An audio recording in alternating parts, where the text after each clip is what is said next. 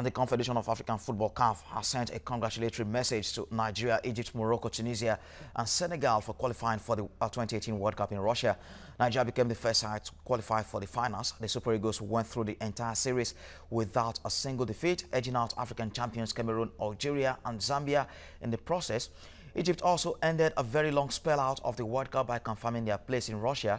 Senegal qualified for their second World Cup since 2002, following their 2-0 away win over South Africa in a replay of their Group D tie. Morocco also beat Ivory Coast 2-0 away in their final group game, while Tunisia's goalless home draw against Libya was enough to seal their qualification. All right, I've got sports journalist Matthew Okugbe with me in the studio. Hello, Matthew. How are you? Yeah, good morning, Maiwa. All right, I'm sure you follow the final rounds of our qualifying over the weekend. Definitely. And now we have our 5 representatives from Africa.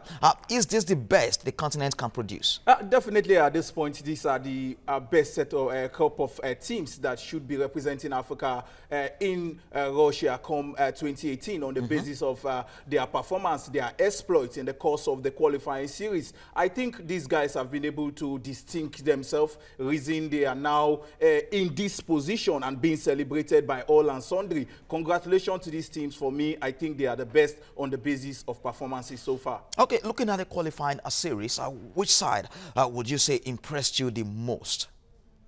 Well, as at this point, you would, I want to say the Super Eagles of Nigeria. Okay. Because if you look at the group going into the qualifier, yes, many tagged the group of death, filing out against the likes of Zambia, Tunisia, African champions, Algeria, and the African champion Cameroon. On the basis of this, definitely no, several myriad of persons never gave the Super Eagles a chance. Many thought it would just be more like a stroll and might just be the competition between the likes of Zambia and Cameroon. But as God, as luck will have his way and preparation on the basis that we have a manager who also know how to rejig a side and ensure they do well. The Eagles came out in pole position at the end of the day and were able to get qualification. For me, the Super Eagles is the team that really made that was really able to make it happen on the basis of teams that weren't given a chance going into the qualifying series. Well, Super Eagles really impressed. You will say that it's perhaps the first time in a very long time that Nigeria qualified for a major tournament without having to do calculations. They had a game to spare against Algeria as well. They didn't lose a single game. I remember when that draw was made, a group that had African champions Cameroon, and on the basis of what they did at the Confederations Cup, Algeria were the best ranked African side that time. Zambia never qualified for a World Cup. We knew it was always going to be tough, and they came out on top of that group.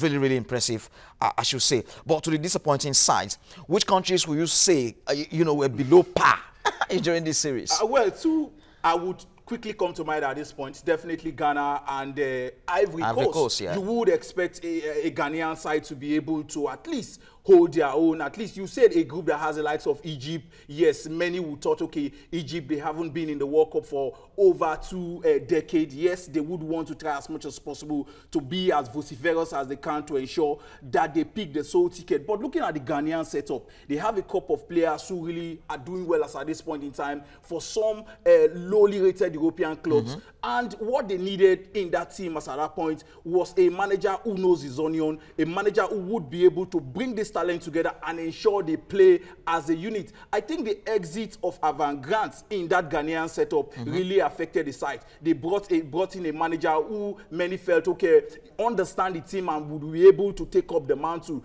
Just division and bringing the wrong set of players into the side really affected the Ghanaian setup. Secondly, for me, is the Ivory Coast side.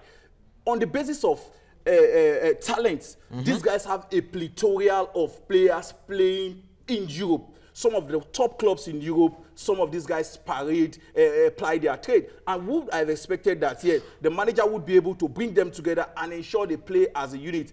African football over time have come to show that sometimes individual brilliance does not guarantee you results. All they needed to do in that game was just win by it won't go to nothing. They'll be through to the World Cup. But Mark Waymond got it wrong. After that game, I was talking to a friend and I said I could at this point in time imagine how the Ivory Coast fans are feeling as at that point on the basis that they are playing at home. They needed just a win in front of their home crowd. And they will be heading to Russia. Yeah, you have all the spectators behind you.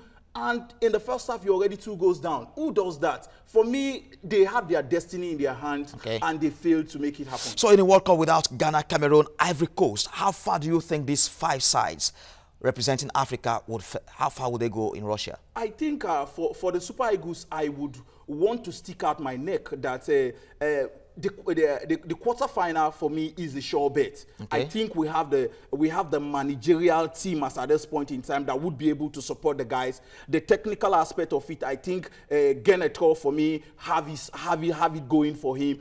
And on the basis of talents, we have some young lads. Yes, they might have not been able to cut their teeth on the international level. I think the synergy and the harmony we've seen in the team in the course of the qualifier, going into the tournament proper, they would be able to give the top guns a run for their money. Okay, so you believe Nigeria will be the team going furthest in Russia. Yeah. No African side has ever, reached the semi-finals of a World Cup final. The best any side has done is, quarterfinals.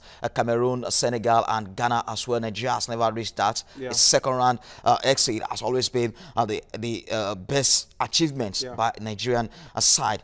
But critically looking at the 5 side, you already said Nigeria. But if anyone were to break that jinx and progress to the semi-final, are you still taking your neck out for Nigeria? At this point, it's open. You understand? I think either of the side really might be able to summon that courage and push it a notch further. Yes, I'm looking at Nigeria on the basis of what I've seen so far and how I think the team would be able to go. But looking at the Tunisian side and also the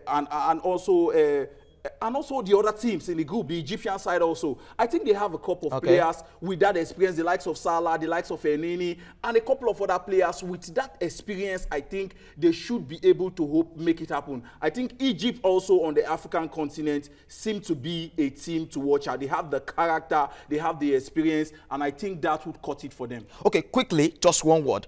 What do you think is wrong with African football? Why haven't they been able to go far in the World Cup? Is it administration, a lack of good coaching, or lack of talent? Mentality for me. Mentality is the key word. We each time an African team plays in the World Cup, there is this syndrome, this myopic syndrome that we cannot go beyond this stage. Let's just try as much as possible to enjoy ourselves playing the first 3 games and just exit. I think that mental strength needs to be inculcated as at this point if we hope to make it happen. Whichever African team falls out in the group stage, every other African team, I think, should support whoever is able to make it to the second round and see how far such team can go. African team can make it happen this time around. All right, thank you very much indeed, Matthew, for your time on the Breakfast Show this morning. Always a pleasure, Mayowa. All right, that's all we've got for you on a sports segment of the Breakfast Show. I'm Mayowa Ajayi.